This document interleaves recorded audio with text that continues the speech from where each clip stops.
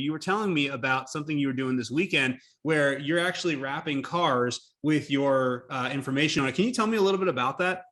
Sure. I was at a conference in Miami earlier this year, and I literally just one of the vendors there had it, and I met a couple of lawyers who were doing it, and they said it was working well for them. Yeah. Nobody in my market does it. I like those types of things. I think they're different. They're outside of the box. It's not TV, billboards, whatever. It's a type of billboard. It's a moving billboard. And I said, I'll try it. It's a year commitment. I think we signed up for 100 cars. We've done 50, and now we're going to do another 50. This company called Carvertise, really nice people. The graphics came out great. What they do, Andy, is they pay, most of them are Uber and Lyft drivers who drive at least 12,000 miles a year. They pay them, I don't know what they pay them, a few $100. And they have to drive a certain amount or we don't get paid, we don't get charged. Yeah. And it just came out literally a week ago. So I was downtown with my staff Friday, downtown Detroit, and we're on one of those pedal things where you're drinking and you're making noise and music. And I saw one and I jumped off this thing in the middle of traffic just to take a picture with it. And I think I freaked the passengers out in this car. Yeah. It was my first sighting of my face on a car. So that's funny. I don't know why those things excite me, but they do. I put a video out about 3 years ago about how I put this entire business plan together about how lawyers can buy low mileage, or they can buy like Toyota Corollas and Camrys and stuff like that, wrap them and then give them to Uber drivers to drive around. So yeah, that was I feel like I was a little ahead of my time, and I was happy to see that you were doing that. That's cool. Not a bad idea. Yeah. So and I have an entire presentation on it on YouTube somewhere where I actually worked out the numbers with the insurance and everything, and I figured out how affordable it could be. But you did another event also, and the other event was you adopted over 100 dogs. Is that correct?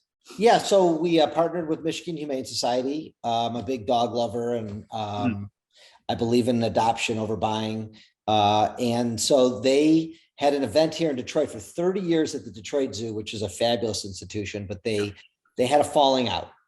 Somehow it got back to me that they did, and I offered up my building's parking lot. They loved the idea. I, don't do much small. So I said, let's do this. And they were bringing 100 plus animals. Of course, I marketed it and I advertised it, and we even shot some video for it. Yeah. It opened at 10. At 8:30, we had over 200 people in line to adopt an animal. Oh, wow. The CEO and president of the Michigan Humane was walking with me.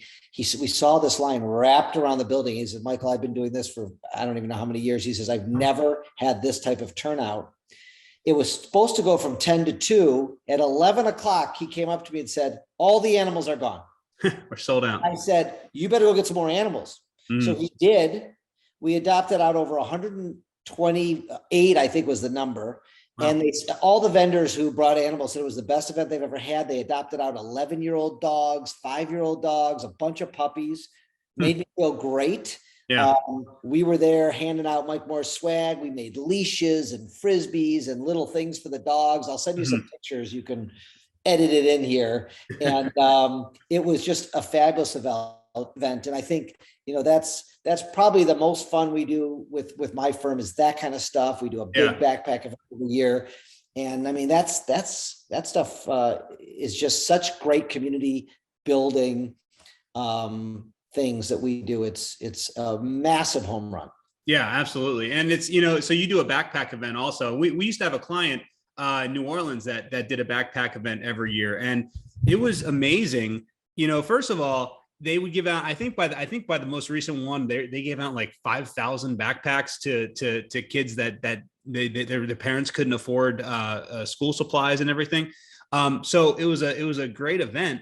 And then what actually came out from a business standpoint from their law firm was incredible. The amount of cases that they got out of that stuff also, so it's a really cool thing when people can think outside the box and do events like that, because it pays off in multiple ways. One, I mean, obviously the community effect alone is massive. And then you get the back end of getting some cases out of it also. Have you found that to be the same case? Well, so this is our 8th year. We give about 30,000 stuffed backpacks every year. We just went over 200,000 this year.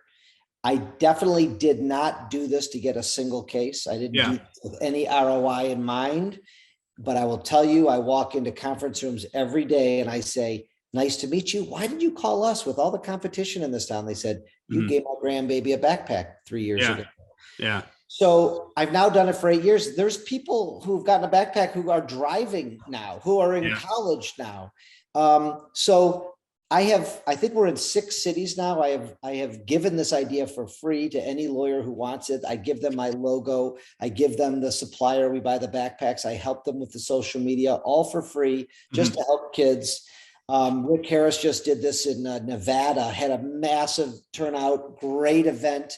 And he didn't say to me, did you get any cases from this? Yeah. I called me last week. I won't mention who. He says, well, how many cases am I going to get if I do this? I said, don't do it. Mhm. Wrong. You're the wrong guy to do it. Yeah. You don't do give back programs. I didn't do the dog event to get a case. I don't know if I'll ever get a case out of that. I don't Yeah. care. It's not the point. The people who focus on the ROI on those type of things are missing the point entirely.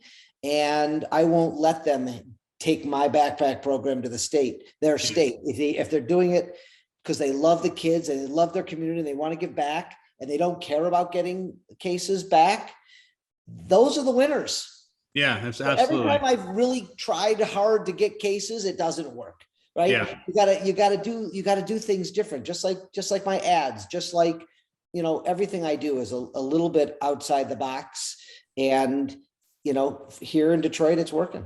Yeah. Well, I found that just to be true in life in general, is that the more value that you provide, it's just, what goes around comes around. If you provide a ton of value and your goal is to go out and legitimately help people, then it's going to come back to you and you don't have to worry. It's like, I always say, like, if like when I do my marketing content and everything, I just legitimately try to make the most helpful videos that I can and write the most helpful book I can.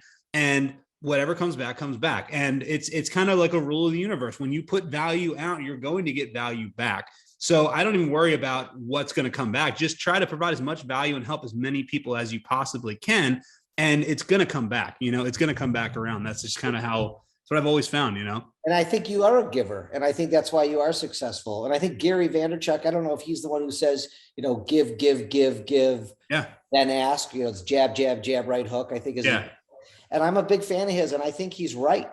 Mm-hmm. And I think, the lawyers who try to stay like every other lawyer on TV and they just sit there and we do accidents and we win and no fee guarantee. I mean, I'm sure people call them, but they're not wildly successful, in my opinion, by just staying in that lane.